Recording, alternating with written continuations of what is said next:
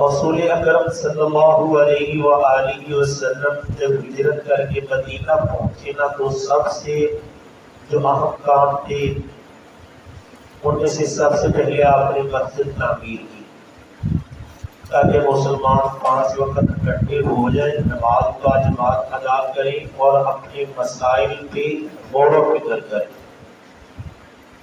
دوسرا اہم مسئلہ تھا مہاجرین کی آباد کاری اور معاش کا۔ اس کے لیے آپ نے مہاجرین و انصار کے مابین بھائی چارہ قائم کیا جس کی مثال اور نظیر نہیں ملتی۔ اور تیسرا اہم مسئلہ تھا مدینے کی نوخیل اسلامی ریاست کے دفاع کا، جو اندرونی اور بیرونی خطرات میں گری ہوئی تھی، کیونکہ پہلے صرف مشرکین مکہ مسلمانوں کے دشمن تھے، اب جو دیگر مشرک قبائل تھے وہ بھی شامل ہو گئی کہ مسلمانوں کو صفحہ ہستی سے مٹا دو۔ اور اس کے ساتھ ساتھ ایک یہود آباد تھے مدینے کے اندر، وہ بھی مسلمانوں کے دشمن تھے۔ یہ آخری نبی سیدنا اسحاق علیہ السلام کی اولاد سے مبعوث ہونے کی بجائے سیدنا اسماعیل علیہ السلام کی اولاد سے کیوں مبعوث ہوا ہے؟ ان کے مشہور قبیلے تھے بنو قینقاع، بنو نذیر، بنو قریظہ، یہ آپس میں پھٹے ہوئے تھے، اور مدینے کے مشرکوں کے 2 قبیلے اوس اور خزرج، یہ ان کے حلیف بن کر پوری مدینے کی سیاست پر اور معیشت پر چھائے ہوئے تھے، ان کو لڑائے رکھتے تھے اور خود حکمرانی کرتے تھے۔ اب اللہ کے نبی صلی اللہ علیہ وسلم نے یہود سے مشترکہ مفاد کا معاہدہ کیا، جس کی اہم دفعات یہ تھی کہ مل کے مدینے کی ریاست کا دفاع کریں گے، تو اخراجات آئیں گے وہ مل کے برداشت کریں گے، اور اگر یہودوں اور مسلمانوں کا تنازع ہوتا ہے تو اس میں حکمران اللہ کے نبی کو مانیں گے۔ اب یہ یہودیوں کے لیے ناممکن تھا، لیکن باقی اختلاف کی وجہ سے اور اللہ کی خاص مہربانی کی وجہ سے یہودیوں کا ایک قبیلہ اس معاہدے میں شریک ہوتا چلا گیا۔ اب 2 گروہ تھے، ایک کافروں کا اور ایک مسلمانوں کا، اور ایک مفاد پرست تیسرا گروہ پیدا ہوا جن کو منافقین کہتے تھے۔ تو ان 3 گروہوں کا سورۃ البقرہ کی ابتدا میں اللہ نے ذکر کیا ہے، مومنین کا، کافرین کا اور منافقین کا، یعنی یہ پس منظر ذہن میں ہونا چاہیے، پھر آسانی ہوتی ہے بات کو سمجھنے میں۔ تو سب سے پہلے اللہ نے ایمانداروں کا ذکر کیا کہ یہ کتاب متقین لوگوں کے لیے ہدایت بن کے آئی ہے۔ متقین لوگوں کی کچھ اللہ تعالیٰ نے اوصاف بیان کیے ہیں، کچھ خصوصیات اور صفات بیان کی ہیں کہ متقین ہوتے کون ہیں؟ الذین، وہ لوگ یؤمنون، جو ایمان لاتے ہیں، بالغیب، غیب پر ایمان لاتے ہیں، دیکھ کے کسی چیز کو ماننا، وہ چیز جو آپ کی جس سے عقل اور ہوا سے جس کا ادراک ممکن بھی ہوتا ہے، جیسے اسلام کے 5 رکن ہیں، تو غیب جو اسی طرح ایمان کے بھی 6 رکن ہیں، ایمان کے 6 رکن ہیں جن پہ ایمان لانا ضروری ہے۔ اللہ پہ ایمان، رسولوں پہ ایمان، کتابوں پہ ایمان، فرشتوں پہ ایمان، آخرت پہ ایمان اور تقدیر پہ ایمان۔ یہ ایمان بالغیب ہے، اللہ کو نہیں دیکھا، ٹھیک ہے نا، ہم نے فرشتوں کو نہیں دیکھا، ہم نے رسولوں کو نہیں دیکھا، اسی طرح جو کتابیں نازل ہوئی ہیں ہم نے ان کا نزول نہیں دیکھا، آخرت اس کا بہت ذکر ہے، ہمیں نہیں پتا وہ کیا ہو، تقدیر اللہ نے لکھی ہے، ہمارا ایمان ہے، کیسے لکھی ہے وہ ہماری عقل اور حواس اس کو مکمل طور پہ نہیں سمجھ سکتے، لیکن ایمان ضروری ہے۔ ایمان بالغیب لاتی ہے، غیب پر ایمان کا مطلب ہے کہ دیکھا نہیں ہے کسی چیز کو، ہم نمازیں پڑھ رہے ہیں، روزے رکھ رہے ہیں، تیاری کر رہے ہیں کہ یار آخرت ہے، جنت دوزخ ہے، محاسبہ ہے، بچنے کے لیے ہمیں یہ اچھے اعمال کرنے ہوں گے۔ تو یہ پہلی خوبی ہے متقی لوگوں کی کہ وہ غیب پر ایمان لاتے ہیں۔ الذین، وہ لوگ یؤمنون، ایمان لاتے ہیں، بالغیب، غیب پر، ویقیمون الصلاۃ، اور وہ قائم کرتے ہیں نماز۔ دوسری خوبی ہوتی ہے، دوسری صفت یہ ہوتی ہے جو اللہ نے یہاں بیان کی ہے کہ وہ نماز قائم کرتے ہیں۔ نماز پڑھنے کا نہیں کہا، نماز قائم کرنے کا کہا، نماز قائم کرنا کہ 5 ٹائم کی نماز دن رات میں 5 بات سنت رسول صلی اللہ علیہ وسلم کے مطابق ادا کرنا اور بغیر کسی شرعی عذر کے جماعت سے محروم نہ رہنا. تو شرعی عذر ہو تو وہ الگ بات ہے، ورنہ مسلمان کی نماز مسجد میں ہوتی ہے اور با جماعت ہوتی ہے، اور اس کی کم از کم حد کیا ہے کہ 5 فرض نمازیں دن اور رات میں پڑھنی ہے. وہ مسلمان 5 وقت کی نماز قائم کرتے ہیں، وہ مومنین، ان کی یہ دوسری خوبی ہوتی ہے. وَمِمَّا رَزَقْنَاهُمْ، اور اس میں سے جو ہم نے ان کو دیا ہے، يُنْفِقُونَ، وہ خرچ کرتے ہیں، جو ہم نے ان کو دیا وہ خرچ کرتے ہیں. اور وہ صرف مال و دولت نہیں، وہ صرف مال و دولت ہی نہیں جو اللہ نے دیا، جو کچھ اللہ نے دیا اور جو چیز بھی روح اور جسم کی پرورش کا ذریعہ ہوتی ہے نا، وہ رزق ہوتا ہے. جس سے آپ کا جسم پھیلتا ہے، پھولتا ہے، بڑھتا ہے، آپ کی روح اس کی تربیت ہوتی ہے، وہ رزق میں شمار ہوتا ہے. آپ کیا سمجھتے ہیں کہ صحت رزق نہیں ہے؟ آپ کیا سمجھتے ہیں اولاد رزق نہیں ہے؟ آپ کیا سمجھتے ہیں کہ اللہ نے آپ کو کوئی ہنر دیا ہے تو وہ رزق نہیں ہے؟ آپ کیا سمجھتے ہیں کہ اللہ نے آپ کو علم دیا ہے تو وہ علم رزق نہیں ہے؟ تو اگر اللہ تعالیٰ نے آپ کو مال و دولت دیا ہے، وہ معاشرے کے فقراء پہ خرچ کرو، حقداروں پہ خرچ کرو. اگر اللہ نے ہنر دیا ہے، لوگوں کو سکھاؤ. اگر اللہ نے علم دیا ہے، لوگوں پہ پھیلاؤ. اللہ نے صحت اور جوانی دی ہے تو اس کی رضا والے کام کرو، نافرمانی والے کام نہ کرو. تو کوئی بھی خوبی جو اللہ نے عطا کی ہے نا، وہ رزق ہی ہے، اس رزق کو آگے خرچ کرو. بے پیسے کی بات نہیں، صحت ہے تو اس کو اچھائیوں پہ خرچ کرو. اگر اللہ تعالیٰ نے اولاد دی ہے تو اس کی اچھی تربیت کرو. اگر اللہ تعالیٰ نے ہنر دیا ہے وہ دوسروں کو سکھاؤ، علم دیا ہے اس کو لوگوں تک پہنچاؤ، پھیلاؤ. یہ ساری چیزیں رزق میں شامل ہے. جو ہم نے ان کو دیا وہ خرچ کرتے ہیں. اور اس کا زیادہ تر کیونکہ طلاق مال و دولت پہ ہوتا ہے، اس کی کم از کم حد جو ہے وہ زکوٰۃ ہے. اور زیادہ سے زیادہ اس کا بلند ترین درجہ کہ جو آپ کی ضرورت سے زائد ہے وہ حقداروں پہ خرچ کر دو، وہ حقداروں پہ خرچ کر دو. اور اس میں صدقات واجبہ نافلہ سبھی شامل ہیں. والذین یؤمنون، اور وہ لوگ ایمان لاتے ہیں بما انزل الیک، اس چیز پر جو اتاری گئی ہے آپ کی طرف. قرآن اور قرآن کا بیان، حدیث، دونوں ہی منزل من اللہ ہے.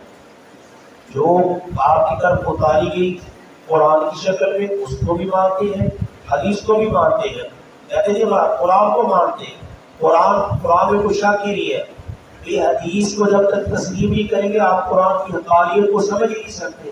قرآن نے نماز قائم کرنے کا کہا ہے، لیکن نماز کی ترکیب قرآن میں نہیں ہے.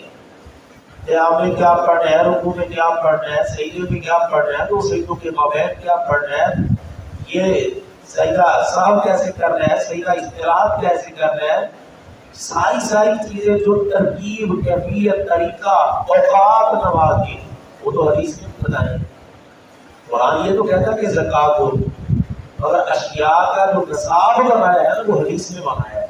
تو اس میں صرف قرآن ہی نہیں آتا. مومن کی پہچان یہ ہے کہ وہ قرآن کو بھی مانتا ہے اور حدیث مصطفیٰ صلی اللہ علیہ وسلم کو بھی مانتا ہے. کیونکہ یہ دونوں ہی چیزیں اللہ کے سن کا میں چھوڑ کے جا رہا ہوں. ان دونوں کو مضبوطی سے تھامے رکھو گے تو تم گمراہ نہیں ہوگے. اور ایمان لاتے ہیں اس چیز پر جو اتاری آپ کی طرف، وما انزل، اور جو اتاری گئی من قبل کا آپ سے پہلے جو صحیفے آئے، آپ سے پہلے جو کتابیں آئیں، مومن ہمارا ان پر بھی ایمان ہے. اور یہ الحمدللہ مسلمانوں کا اعزاز ہے، یہ شرط ہے کہ مسلمان جتنی کتابیں نازل ہوئی سب کو مانتے ہیں، سارے نبیوں کو مانتے ہیں. ہماری یہ عقیدہ ہے کہ کسی ایک پیغمبر کا انکار سارے پیغمبروں کی پیغمبری کا انکار ہے، کسی ایک کتاب کا انکار ساری آسمانی کتابوں کا انکار ہے. باقی کتابوں کو، باقی نبیوں کی نبوت کو ہم اجمالی طور پہ مانتے ہیں، اور اپنے پیغمبر کی جو نبوت ہے، جو کتاب ہے، اس کو ہم کی تفصیل مانتے ہیں. کیونکہ یہ ہمیں قرآن نے بتایا کہ سابقہ کتابوں میں لوگوں نے تبدیلیاں کر لی ہیں، تحریف کر لی ہے. تو ان پہ اتنا ایمان ہے کہ اللہ نے نازل کی تھی، نبی آئے تھے اور اپنی ذمہ داری ادا کرنے چلے گئے۔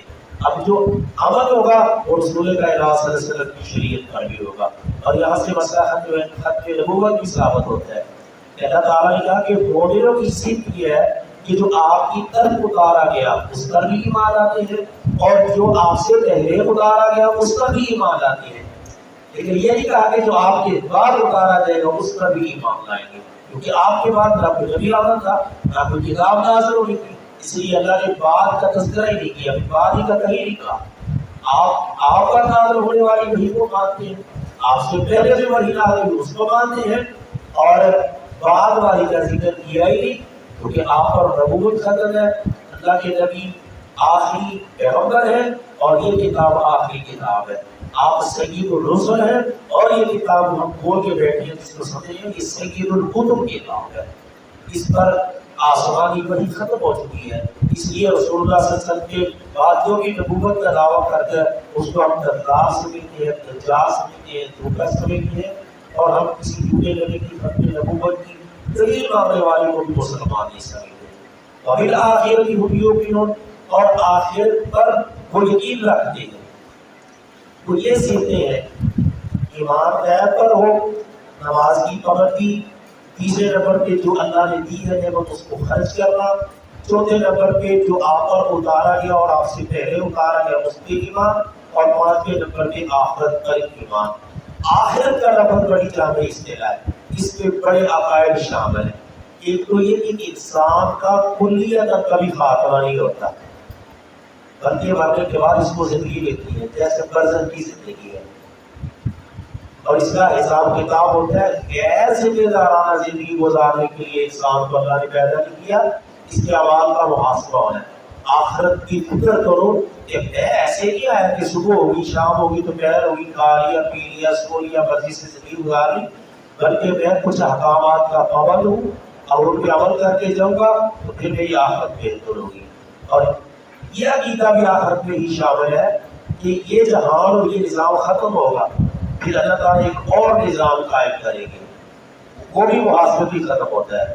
اور تیسرا یہ بھی عقیدہ اس آخرت پر ایمان میں شامل ہے، یہ حساب اور کتاب کے بعد یا اللہ کامیاب لوگوں کو جنت دے گے یا پھر ناکام لوگوں کو جہنم دے گے۔ تو یہ فکر جو ہے نا آخرت پر ایمان کی، یہ انسان کی زندگی کے اندر انقلاب پیدا کرتی ہے۔ اور انسان سوچے ہی نا یار میری سانسیں قیمتی ہے، میری جوانی قیمتی ہے، میری صحت قیمتی ہے، میری ہر نیکی قیمتی ہے، میری ہر برائی قیمتی ہے، یہ اس کا مجھے حساب کتاب دینا پڑے گا، میں محاسبے کے لیے اللہ کے حضور کھڑا ہوا۔ اور یہ یاد رکھیں، فکر کی بات آپ کو بتلانے لگا ہوں کہ انسان ہی وہ مخلوق ہے جو کبھی ختم نہیں ہوتا۔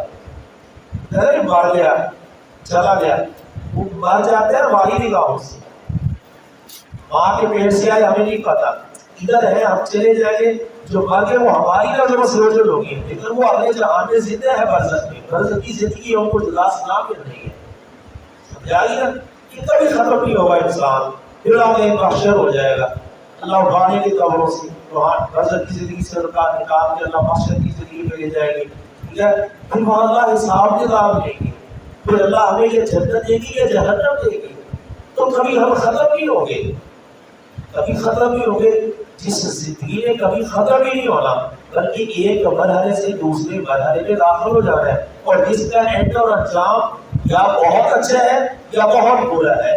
تو اس سارے مرحلوں کو بڑا سوجھ بوجھ کے دیکھ بھال کے سنبھال کے گزارنا ہے کہ جب یہ مرحلے گزارتے گزارتے ہم آخرت میں جائیں گے تو یا بہت اچھے نتائج کا سامنا کرنا پڑے گا یا بہت برے نتائج کا سامنا کرنا پڑے گا۔ اب جن لوگوں کے اندر تو یہ خوبی نہ ہوگی وہ لوگ تو بہت کامیاب نتیجہ دیتے گے اپنے حق میں، اور جن کے اندر یہ سیکھتے نہیں ہوگی وہ بڑی خطرناک صورتحال کا سامنا کرنا پڑے گا، ان کو کرنا پڑے گا، اور جن کے اندر یہ سیکھتے ہوگی ان کے بارے میں اللہ نے نتیجہ بھی بتلا دیا ہے، اولئک علی ھدی من ربہم، یہی وہ لوگ ہیں جو ہدایت پر ہیں اپنے رب کی طرف سے، ان کو وہ ہدایت نصیب ہو گئی جو ہدایت اللہ نے بھیجی ہے، اولئک ھم المفلحون، اور یہ جو اس ہدایت پر قائم اور دائم رہیں گے وہی کامیاب ہوں گے۔ اور مفلحون فلاح پانے کا سب سے اونچا طریقہ یہ ہے کہ اللہ کسی کو جہنم سے بچا کے جنت میں داخل کر دے. فمن زحزح عن النار ادخل الجنة فقد فاز. جو آگ سے بچایا گیا جنت میں جس کو داخلہ نصیب کر دیا گیا وہ فلاح پا گیا، وہ فوز پا گیا. اللہ متقین کی یہ خوبیاں ہمارے اندر پیدا فرمائے. آخر دعوانا